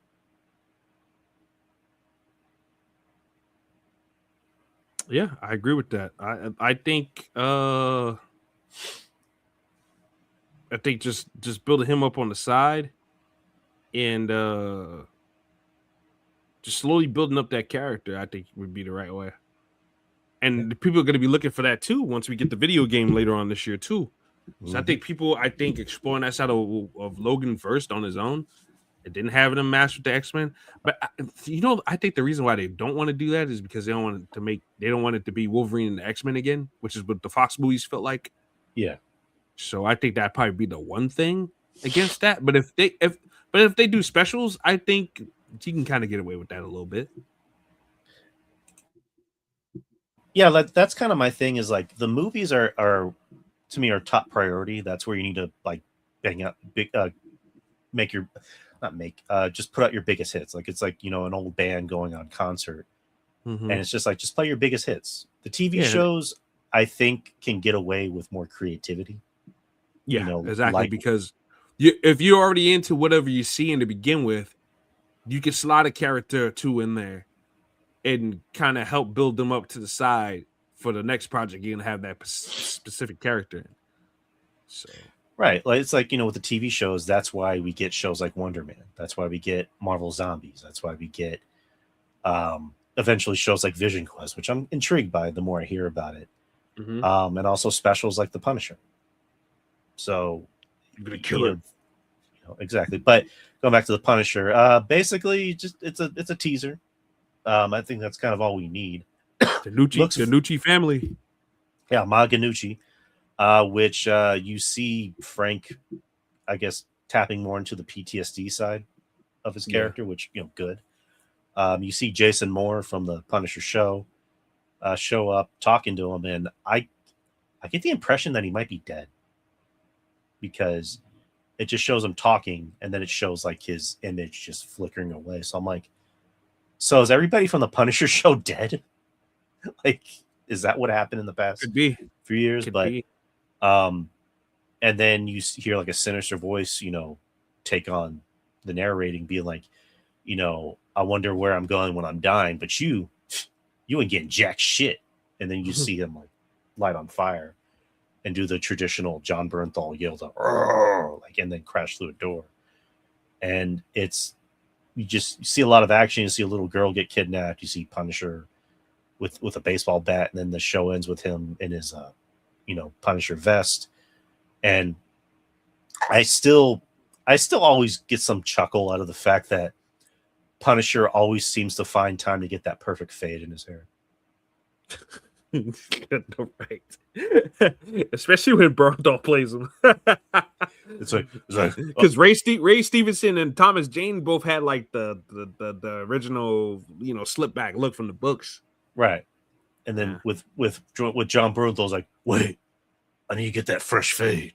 Yeah, go ahead, fade that up for me, please. Let me tell you something, pal. I need you. I'm gonna blow your goddamn head off.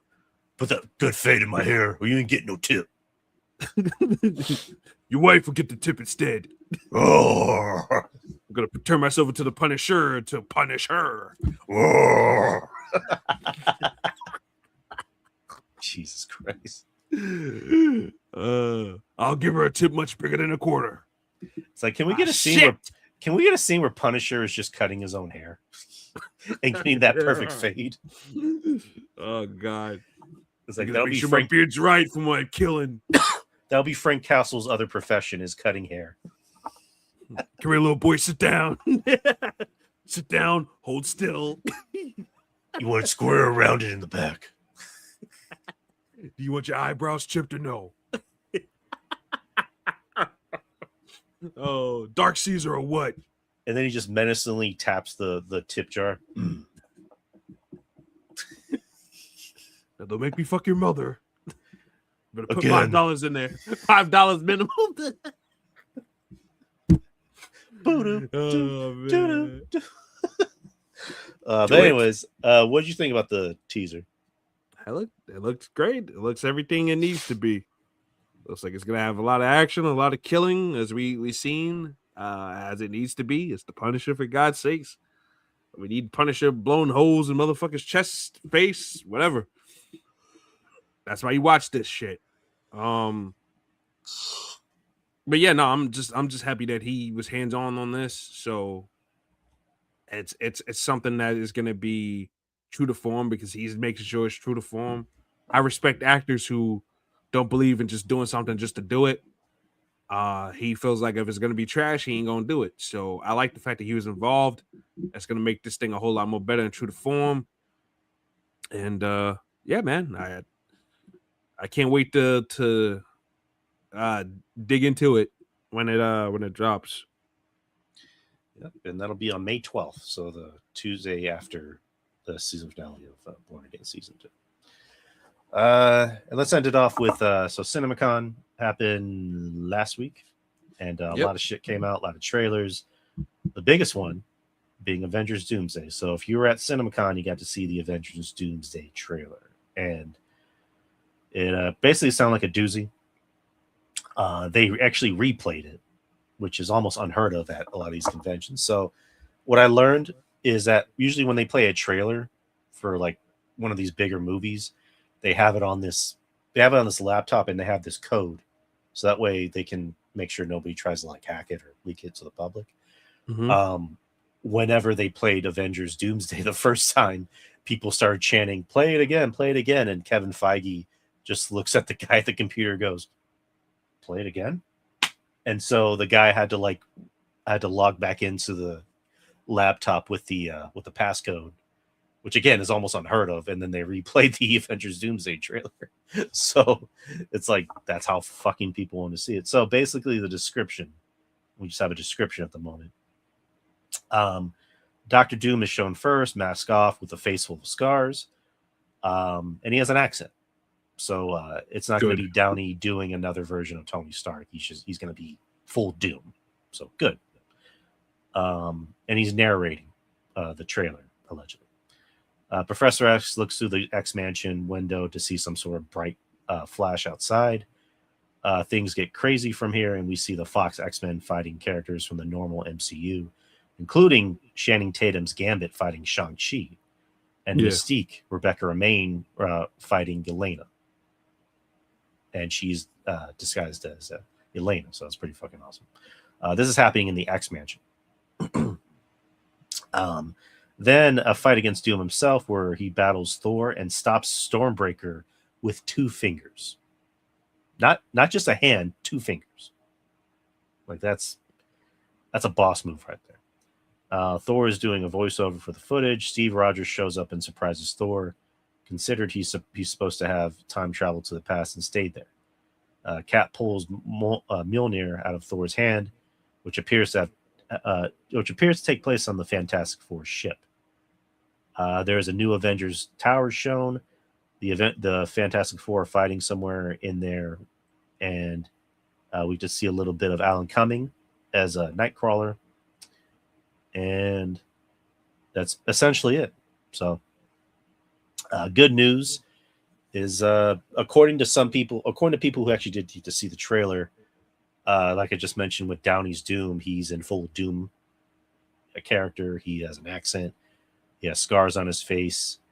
And from what I heard, kind of like I mentioned earlier about Heath Ledger as the Joker, and I forget who else I mentioned, is like you don't even see their eyes. You don't see Downey's eyes as Doom. You just see him. You just see Doom, which is good. Good. Downey, and I mentioned this before, and it sounded like a joke, but I was being dead serious. There's been 3 roles that Downey has played in his life where you don't see Downey, you see the character. And that's Chaplin, where you're just Charlie Chaplin. Recently with Oppenheimer, where he won an Oscar, and Tropic Thunder. Yeah. And those are all roles that Robert Downey Jr. has like a certain pitch in his voice. And in those 3 characters he plays, you don't hear Downey. You don't even see Downey. You don't even see Downey's eyes because he gets so lost in the character. And if he can bring those 3 of those like intense like features into this role as Doom, I think he can pull it off. And obviously from the way it sounds, I think it sounds like he's pulling it off. So, but overall, just based on what I said and everything you've read, like, how do you feel about this?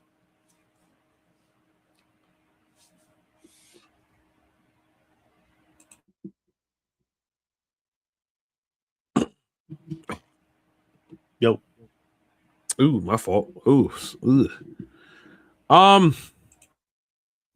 I didn't see any of the leak trailer, honestly, because I don't know what's real and what's fake anymore. Well, nothing leaked. They just they But showed the description from based off of I know I they've been posting leaks and supposed stuff online. It's just like, yeah, I'm just gonna wait until things are official. But as far as like thoughts, I'm just ready to see it at this point. I really don't have um much of anything to really think about Captain America and some of these. I mean, we kind of talked about all that stuff before.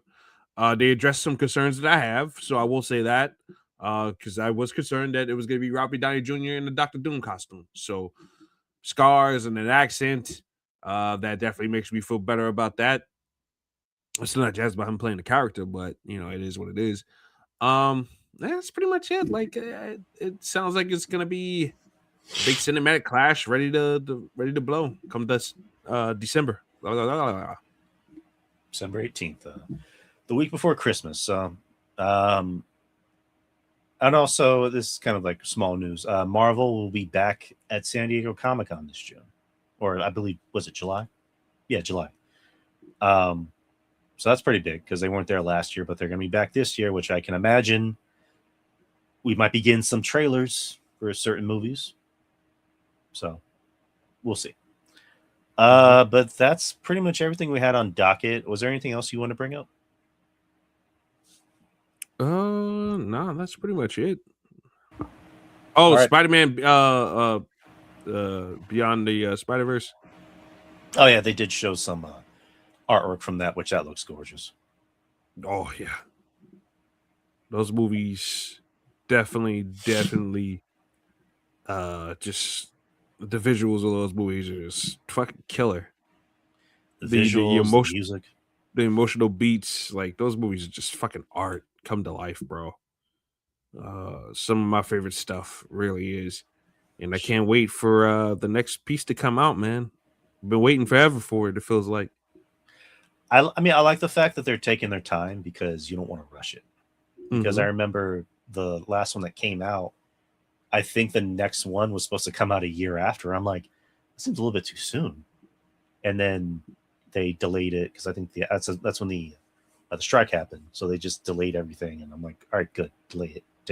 Take your time, make this perfect. It's animation, Yeah.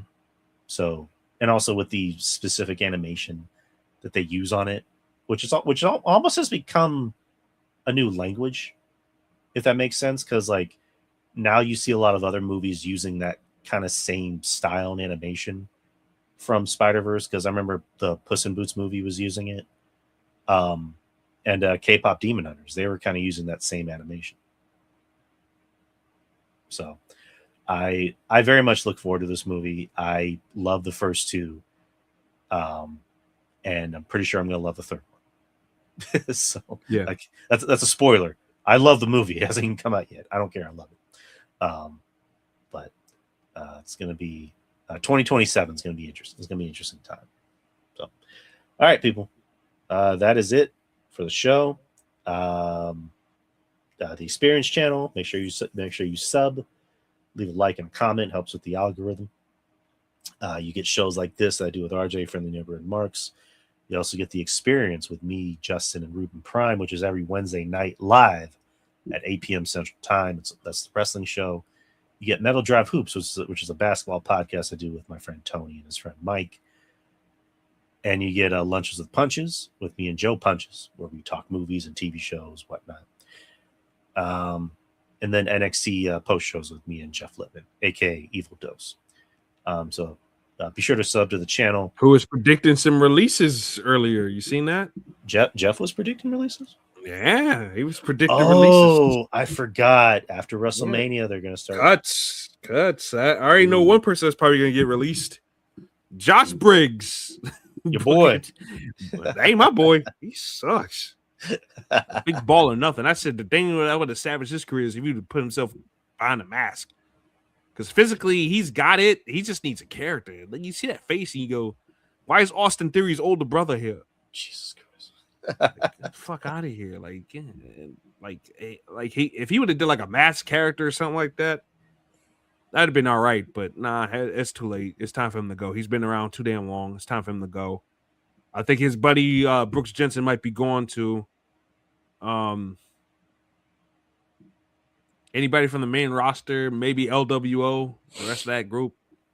I know they've been kind of teasing Joaquin Wilde as a heel, so maybe that might save him. Undertaker might be able to save that. I'm not too sure, but I don't know. Some people were just predicting Maxine Dupree. I don't know. They doing this stuff for her in Austin Theory. Like I don't know. I don't know. But I know they're definitely going to clean house at the Performance Center first, though, for sure. Yeah, I mean, because they're bringing in newer stars, or I guess newer future stars, if they say that. But yeah, I mean, I have a feeling by Wednesday we're going to get some cuts. It just makes for a browsing. Again, I hate to, be giddy off of people's unemployment, but it's just like, by Wednesday we'll have something to talk about. I guess that's kind of the point I'm making. Is like, we're gonna have something big to talk about. Yeah, that everybody gets the fucking fake cry over people don't even give a shit about. How dare you release Josh Briggs? It's like, shut up. I didn't care about Josh Briggs. Y'all wanted him to get released ever since 2020. Jesus Christ! How dare you release Brooks Jensen? It's like, you're seriously mad about Brooks Jensen? Yeah, I know, right? You gonna cry over that? Come on, man. It's like, I love David Finley's malnourished son with the mustache. Nah, he's good. He's good. They just, I don't know what the fuck they doing. Shawn Michaels, it seems like he takes 2 steps forward, then 2 steps back when it comes to the men. It's like, dude, that kid's good. He's better than David. He's better than his brother. That dude could talk. He's Americanized. David Finley's boring as shit. I don't get what the big to do ever was about David Finley. He's chunky. He's got a bad back tattoo.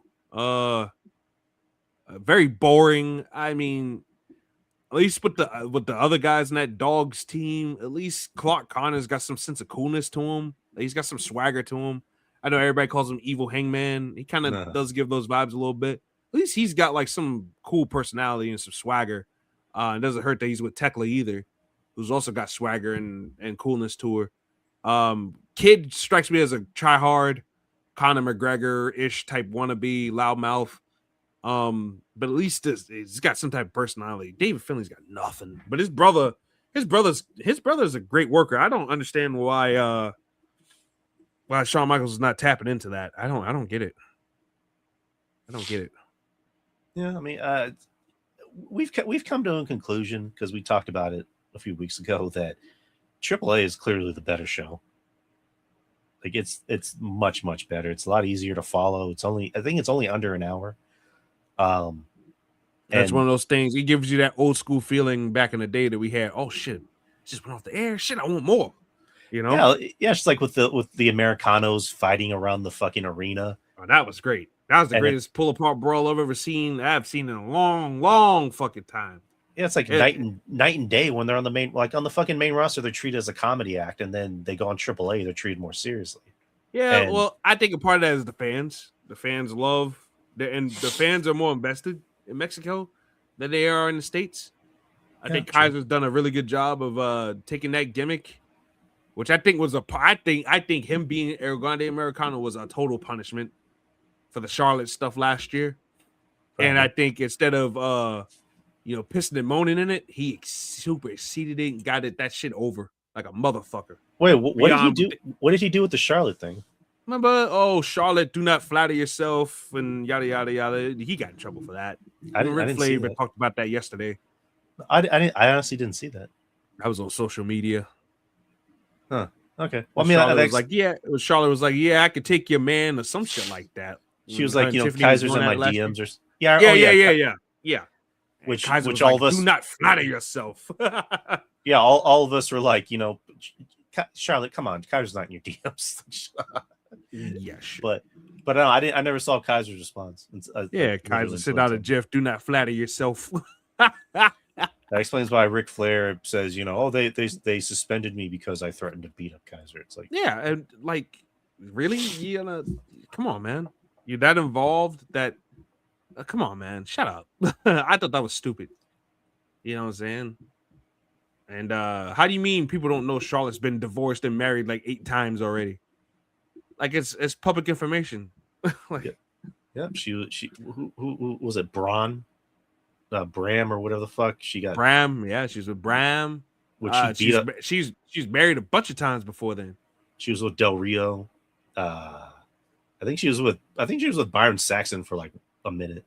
They weren't married though. I think it was like just dating type shit. No. I said I think they're just with each other for a little bit. Yeah, but no, her and Bram was actually married though. Her and Bram was married, and I think she had a couple of husbands before then because she got into. I was listening to some old episodes of Don Tony and Kevin Castle, and they was talking about how Charlotte was getting into it with men back in 2008.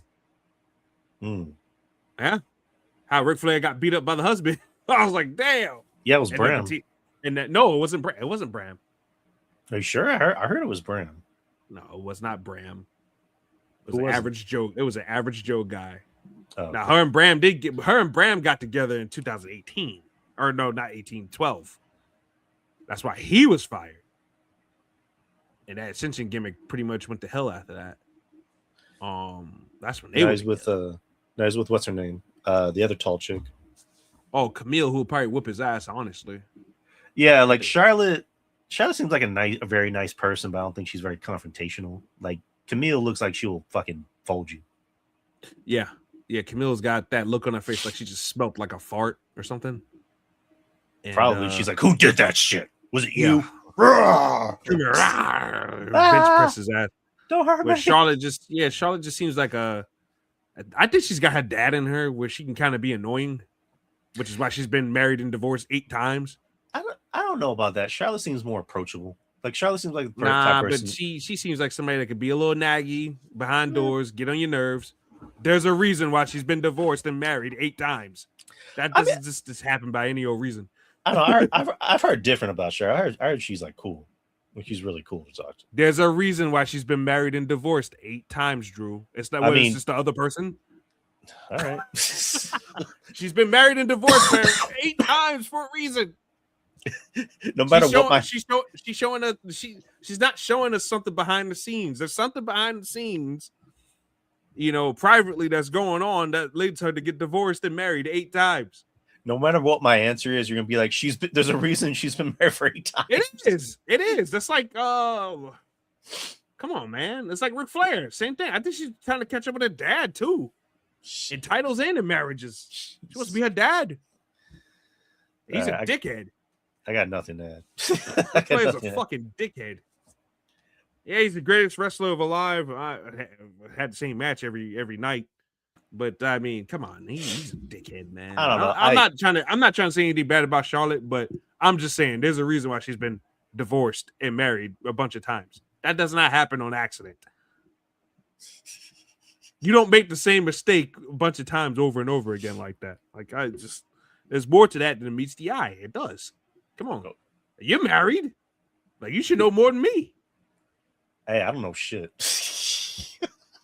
Like, God damn, you think like shit? Betty can been married and divorced. Betty can confirm that to you. She'll be like, he doesn't know shit. He don't know shit about shit. I gotta tell him shit. Yeah. Oh man. But anyway, I don't even know how we got on this conversation. Oh yeah, releases. We somehow went from releases to Charlotte's divorces. Charlotte will not be released. Well. If Ric Flair keeps on getting on Triple H's nerves, I don't know. she'll be Ashley pretty soon. Like, what's Ashley doing in the Dynamite zone? Oh my God, she's an AEW Dynamite. Jeez. Anyways, people, I already plugged myself. RJ, go ahead and plug your stuff. I don't like to plug myself at all, man. I'm a very heterosexual man. Don't do as you're told. Wait, hold on. What did you say? You'll do as you're told. Oh, hell no, nah, man. This ain't... What the hell is this? I just signed up for kink.com. Bing! I signed up to be a podcaster, not a porn star. Well, now you're about to be potted. I don't know what that fucking is.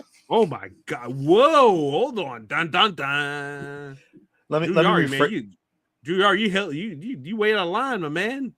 Way out of line. Let me rephrase the question. Plug your shows. There you go. That's much better. All right, so I'm doing a live sex celebration on Friday. No, I'm just kidding. Yeah, that's gonna bring in ratings. No, man. Just follow us. Dragon Chronicles, as you see in the description there. That's the main show I'm doing now. We haven't done an episode in a couple weeks, but we're gonna do one on Saturday night. So that's gonna be available for everybody on Apple, Spotify, YouTube. So yeah, just type in that name as you see it right there, and that will give you everything you need to have as far as our shows go. So yeah, and that's it. Subscribe to the YouTube channel here, The Experience. You experience a lot of different things: comic books, wrestling, sports. I mean, what is there not to like? So subscribe to the Experience YouTube channel and hug your mamas and hold them tight. Nice, nicely said, RJ. All right, people, we are done, and I'll see you next week. We'll be seeing you pretty soon. Anyways, peace out. Peace out.